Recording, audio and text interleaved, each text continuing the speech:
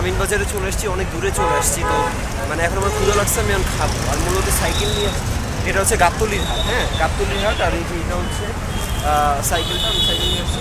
সাইকেলটা সার্ভিসিং দিছি, একদম করা সাইকেলটা, পুরো করা। এখন মানে যেমনি ইচ্ছা টানি, 8-10 কিলো বেশি কম লাগে না। এখানে আর্মিদের টহল চলতেছে, কারণ মানুষ যদি কেউ যদি কোনো ঝামেলা কিছু করে, আর্মিরা হচ্ছে এখানে হচ্ছে ই করতেছে। তো মূলত হচ্ছে এই যে আর্মিদের গার্ড চলছে, দেখানোর চেষ্টা করি।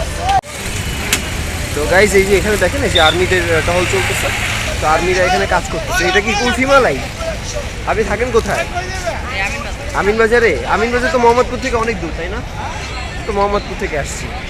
এই যে আর্মিদের টহল চলতেছে, এই যে এখন আমি বাসায় চলে যাব।